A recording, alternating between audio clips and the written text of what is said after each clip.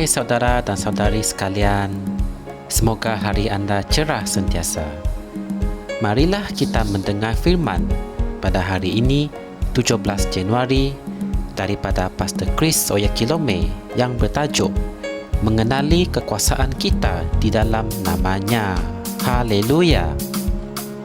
Ayat pembukaan kita diambil dari kitab Efesus 2 ayat 6 yang berkata, dan di dalam Kristus Yesus, Dia telah membangkitkan kita bersama dan mendudukkan kita bersama di syurga.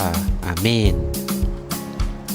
Ada banyak perkara yang kita boleh lakukan apabila kita memanfaatkan kekuasaan dan penguasaan kita dalam Kristus. Terlalu ramai orang Kristian yang mendiamkan diri mengenai banyak sangat perkara dan hidup seolah-olah mereka adalah mangsa dalam kehidupan. Tidak, kuasailah hidupmu sendiri. Kamu sekarang memerintah hidupmu sendiri. Amin. Kamu telah didudukkan bersama dengan Kristus di tempat kekuatan, di kedudukan kekuasaan. Kamu mempunyai penguasaannya. Ia adalah hak kamu. Oleh itu, gunakanlah ia. Jadikanlah semua perkara betul dalam hidupmu, di rumahmu, dalam pelayananmu, dalam pekerjaanmu, dalam perniagaanmu, di kotamu, bangsamu, dan lain-lain, dengan menggunakan nama Yesus. Amin. Nama itu lebih berkuasa daripada setiap pemerintahan atau institusi, nama atau pangkat yang dapat diberikan, baik di dunia ini maupun di dunia yang akan datang. Yesus Kristus adalah Tuhan yang berkuasa atas segala sesuatu dan Tuhan atas semua daging. Haleluya! Dengan pengetahuan ini, kamu dapat dan kamu patut menghentikan semua pemberontakan, peperangan, wabak penyakit, kejahatan, bahaya, dan kekacauan yang dilakukan oleh syaitan untuk memusnahkan dunia ini. Menghentikan perkara-perkara ini adalah mudah. Kamu hanya perlu menggunakan kekuasaan dan kekuatan namanya dalam doa. Amin. Ayat Injil Efesus 1 ayat 21 dalam Alkitab terjemahan The Message memberikan gambaran yang sangat jelas.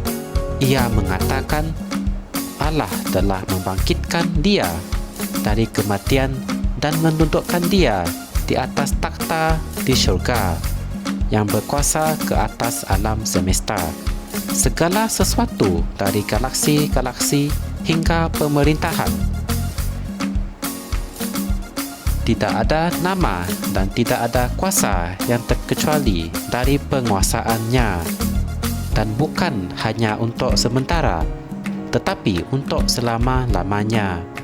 Dialah yang berkuasa ke atas segala-galanya. Dialah yang menentukan segala sesuatu.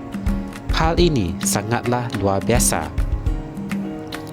Namun, Dia tidak akan berkuasa dan memerintah jika kamu tidak melakukan apa-apa. Cara Dia memerintah bumi dan membuatkan segala sesuatu menjadi baik adalah melalui kita, yaitu gereja. Haleluya! Keturunannya melanjutkan umurnya. Dia memerintah melalui kita. Apabila kamu bercakap, Dialah yang sedang bercakap. Apabila kamu bertindak melawan kuasa kegelapan dan kejahatan di negaramu, Dialah yang sedang bertindak. Puji Tuhan. Syaitan tidak mempunyai peluang jika kamu mengenali dan memanfaatkan kedudukan dan keupayaanmu dalam Kristus, kemuliaan dan kuasa yang kamu miliki di dalam namanya. Amin. Bahkan sekarang, gunakanlah kuasa itu. Isytiharkanlah dalam nama Yesus perkara-perkara yang kamu ingin ubah secara spesifik dalam kehidupanmu dan kamu akan mempunyai kesaksian. Terpujilah Tuhan. Marilah kita membuat pengakuan ini bersama-sama. Aku didudukkan bersama dengan Kristus di syurga, jauh lebih tinggi daripada segala kesusahan, masalah, bahaya dan pengaruh yang merosakkan di dunia ini. Aku menguasai dan mengalahkan semua keadaan hari ini. Kristus menguasai dan memerintah melalui aku. Kekuasaan dan kebenarannya dinyatakan melalui aku. Terpujilah namanya selama-lamanya. Amin. Sebagai renungan tambahan, anda boleh merujuk kitab Efesus 2 ayat 5 hingga 6, Filipi 2 ayat 9 hingga 10. Secara kesimpulannya, kita sebagai anak Kristus harus mengenali kuasa kita dalam menghapuskan syaitan-syaitan atau roh-roh jahat daripada kehidupan kita. Dalam kehidupan kita, cuma ada Kristus Yesus.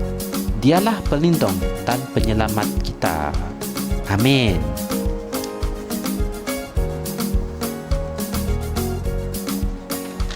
Untuk mengetahui lebih lanjut mengenai firman ini, anda boleh tekan like dan subscribe Rhapsody Reality Malaysia. Semoga kita dapat berjumpa lagi dalam segmen yang seterusnya, dan Tuhan memberkati anda semua. Amin. Kami percaya saudara-saudari semua telah diberkati dengan perkongsian firman dari Rhapsody Reality. Bagi sesiapa yang ingin menjadikan Yesus Kristus sebagai Tuhan dalam kehidupanmu, kamu boleh mengucapkan doa ini bersama dengan saya. Ya Tuhan Allah, aku mempercayai Yesus Kristus, Anak Allah yang hidup dengan sepenuh hatiku. Aku percaya Dia telah mati untukku dan Allah telah membangkitkan Dia dari kematian. Aku percaya Dia hidup hari ini. Aku mengaku dengan mulutku bahawa Yesus Kristus adalah Tuhan dalam hidupku mulai dari hari ini. Melalui Dia dan di dalam nama-Nya, aku mempunyai kehidupan yang kekal. Aku telah dilahirkan semula. Terima kasih Allah kerana menyelamatkan jiwaku. Aku sekarang adalah anak Allah. Haleluya. Tahniah, sekarang kamu telah menjadi anak Allah. Untuk apa-apa sebarang pertanyaan atau untuk mendapatkan lebih banyak maklumat mengenai bagaimana untuk bertumbuh sebagai seorang Kristian, anda semua boleh hantar mesej di akaun Facebook kami atau email kami di tni.msia@gmail.com. Sekali lagi, tni.msia@gmail.com. Tuhan berkati anda semua.